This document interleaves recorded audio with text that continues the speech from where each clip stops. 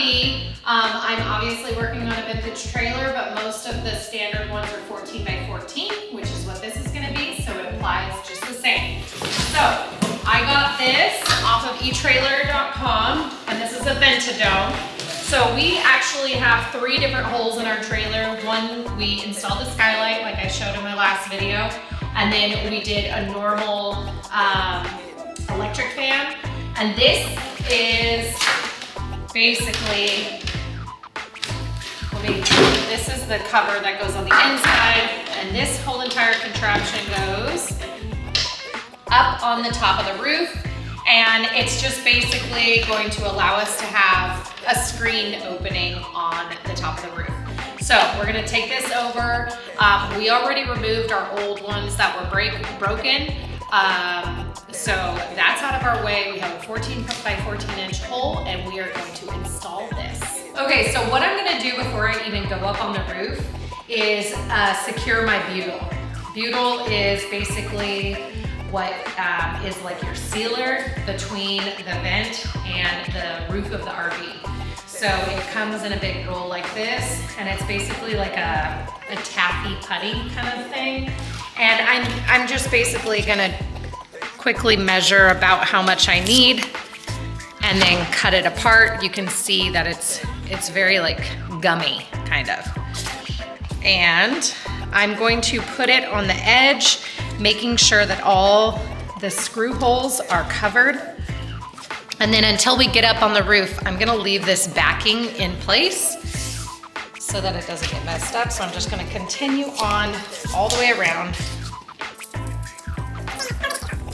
Okay, so we brought it into the camper. This is the opening, and we have already removed the old vent that was there. This is a 1959. They were pretty rough. This is the Skylight we just installed, and now we are gonna move over to this vent. So number one thing, you wanna make sure that you're installing it the correct way so that when you're driving down the freeway, this thing doesn't catch wind and blow off. So it's easy to tell, you can just pop it up. Obviously it's coming this way, so you definitely do not wanna install it like this. Install it like this. You can see here, I added all of my butyl. I left the backing on because it's sticky, so once I get up there, I'll remove it. And basically we're just gonna, which way was it? Yeah. We're just gonna lay this directly up here and screw it in place, and then we'll cover the top with lap sealant. And then once we're done there, we're gonna come back inside and take this portion that will basically insert like that, and we're going to put it up right there, and it'll be a perfect clean little border. So let's go up there and drill it into place. Okay, we're up here.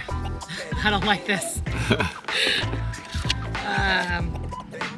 I'm taking just the backing off the butyl. Actually, let's throw it there. This is the back over here, so I'm just gonna basically flip it over and make sure it's centered, and then I'll push it down.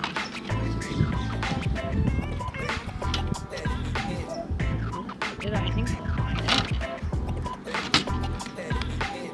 So, I mean, there's really only one way to doing it, and that's it.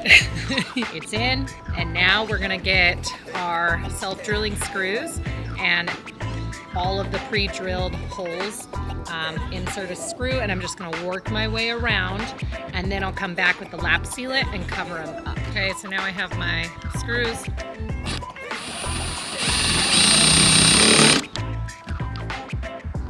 And this one you don't really have to worry as much about cracking because this is a metal frame. So, make sure it's straight. Zoom in on that baby.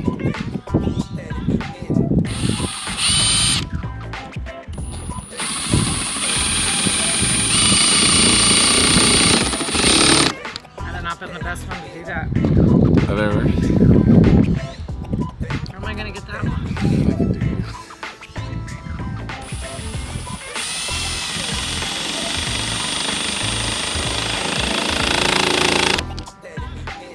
I'm not gonna make you watch me screw in 20 more screws, but basically this is what we're doing, and I will show you the next step after I get all of these in. So Chad is up there finishing screwing. This is the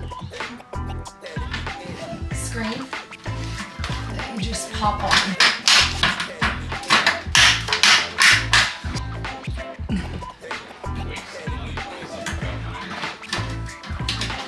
And it opens and closes. Okay, so the last step is securing this. And there's literally just 4 little screws and you just slide it up. The difference is this is a 1959. It's a super old trailer, and back then they used to frame out these with wood and then put a trim piece. So I'm actually gonna pop this off because just the outer trim piece, otherwise it won't fit snug up against this. So I'm gonna just take a little screwdriver and gently, because I do not want to ruin these.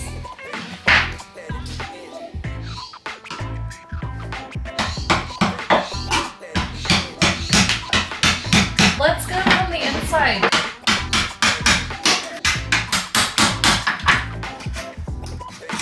This hammer came with the trailer. Maybe in the shed. Why? So basically that's all I'm doing. I'm gonna finish doing that and then I'll show you how this is installed. Okay, last step. We have all of our screws in. So now we're gonna take our lap sealant and put it in a caulk gun, and let me turn it so it's correct. I'm basically gonna do the exterior, I'm gonna basically do the exterior border along with the tops of all of the screws.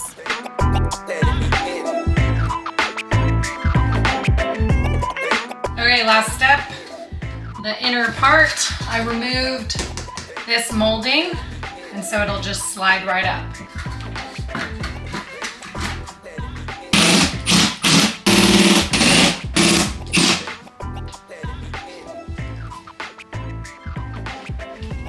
And there it is.